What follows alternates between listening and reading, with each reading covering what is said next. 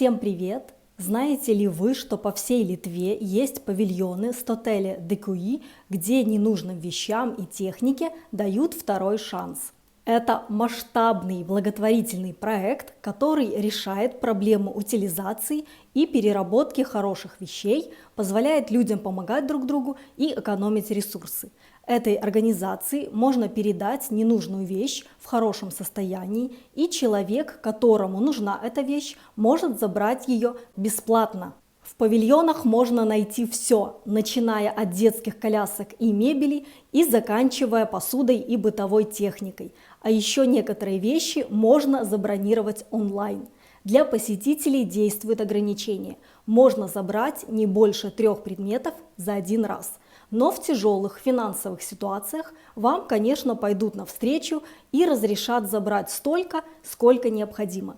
Привозить вещи можно с понедельника по субботу, а вот забирать только по четвергам. Ссылка на сайт организации в инфобоксе.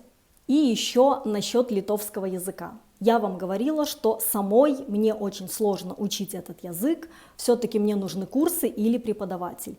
И я вот что подумала, может быть, мне стоит попробовать найти человека, который хорошо говорит по-литовски и хочет изучать русский язык. То есть сделать такой языковой обмен, как у меня с моей преподавательницей по английскому, которую я учу русскому языку. Мне кажется, это хорошая идея.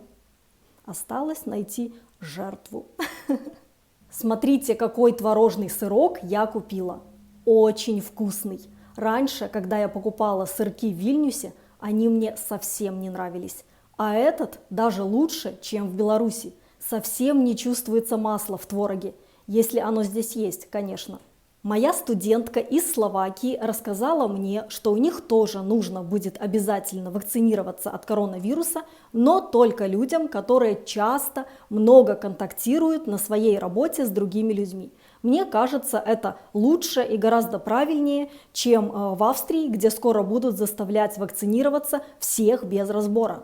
Смотрите, я нашла тут у себя несколько коротких прядей.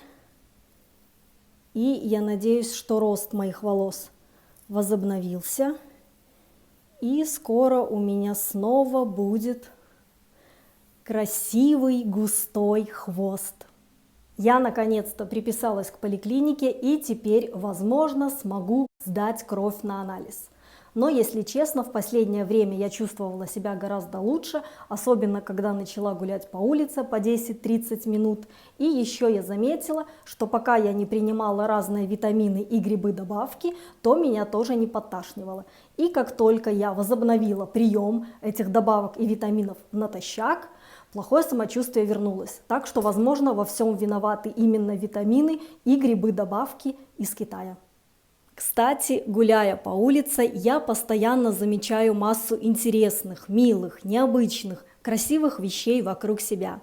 Так что советую вам тоже гулять как можно больше и смотреть по сторонам.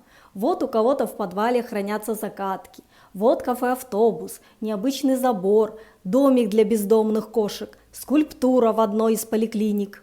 Мне очень нравится, что в Вильнюсе полно кормушек. Люди заботятся о птицах, о бездомных кошках, подкармливают уточек и лебедей.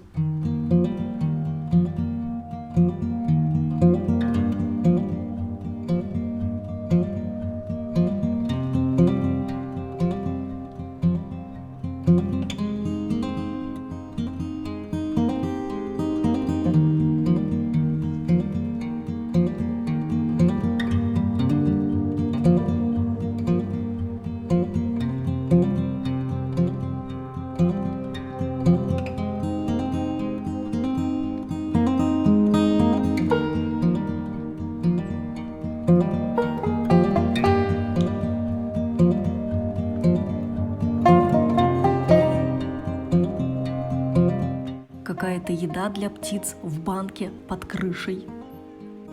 А здесь даже есть фотозона. Рождественские и новогодние украшения. Снег блестит.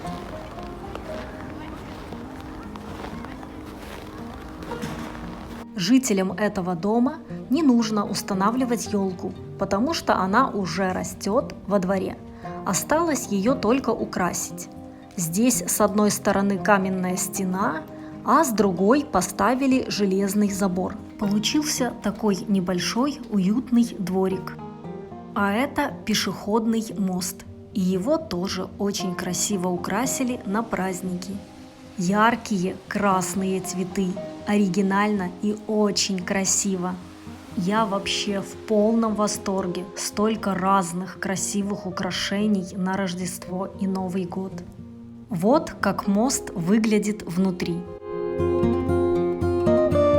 Хотела вам еще рассказать о мастере по ремонту обуви, который работает по адресу Jeruzalės 21. Цены у него невысокие, но свою работу он делает качественно. Я к нему уже второй раз ходила. Смотрите, как здорово он мне поставил набойки. Мне кажется, они почти вдвое выше, чем мне ставили в Беларуси. Я думаю, он мне даже подклеил подошву на мысках. Заплатила я за набойки, покраску мысков и 4 дырки в ремешке 10 евро. В Беларуси практически такая же стоимость на ремонт. Я всегда обращалась в одну и ту же мастерскую в Минске. Почему-то в последний раз мне этих набоек хватило только на 1 сезон, причем эти полусапожки я носила редко. В общем, что-то странное. Посмотрим, как будут вести себя набойки, которые мне поставили в Вильнюсе. Еще пару слов о моих ногтях. Они у меня очень тонкие, ломкие, хрупкие, постоянно расслаиваются. Это, кстати, моя основная проблема. Так вот, я нашла очень хорошую лечебную основу под лак, и это литовское производство, как я понимаю. Кстати, зимой, когда у меня очень сильно сохнет кожа губ и гигиеническая помада больше не помогает, я смазываю свои губы несколько раз на ночь медом, и он реально спасает мои губы. Попробуйте! Еще одно наблюдение, возможно, кому-то это поможет в воспитании детей, но это не точно, это лишь мои догадки. Так вот, когда я была ребенком, моя мама не хотела, чтобы я помогала ей что-то делать по дому, помогала ей с уборкой, потому что я была маленькая. Когда я училась в школе, она опять-таки не хотела, чтобы я ей помогала, потому что думала, что качественнее и быстрее она сделает эту работу сама, плюс она не хотела мне мешать учиться. В итоге сейчас я просто ненавижу убираться в доме, я ненавижу мыть пол и вытирать пыль. Даже когда я просто об этом думаю, у меня чуть ли не депрессия начинается. Но зато я очень люблю стирать руками, я до сих пор почти всю одежду стираю вручную, и мыть посуду. Я думаю, что это потому, что со стиркой мне никто не мешал, а мыть посуду меня научила и поощряла это делать моя тетя из Молдовы, у которой в детстве я гостила пару месяцев. Кстати, моя двоюродная сестра просто обожает убираться в доме. Да-да, такие люди существуют. И я думаю, что в основном это из-за того, что моя тетя, ее мама, доверяла ей эту работу, поддерживала ее, говорила: да, ты молодец, у тебя хорошо получается. И сейчас у моей двоюродной сестры с уборкой нет проблем, она наслаждается этим процессом. В общем, это была только информация к размышлению, а выводы делать вам. Кстати, напишите в комментариях, какую работу ваши родители доверяли вам в детстве и что в итоге вы любите и ненавидите делать. Давайте проверим вместе, верна ли моя теория. Кстати, вы, наверное, уже заметили, что я снова с микрофоном от телефона. К сожалению, в магазине Пигу я не нашла подходящего микрофона. Наверное, нужно его заказывать из Китая. Спасибо, что посмотрели мое видео. Надеюсь, оно было полезным или вы хотя бы отвлеклись от своих забот и хлопот и немного расслабились. Всем спасибо за внимание. До скорого!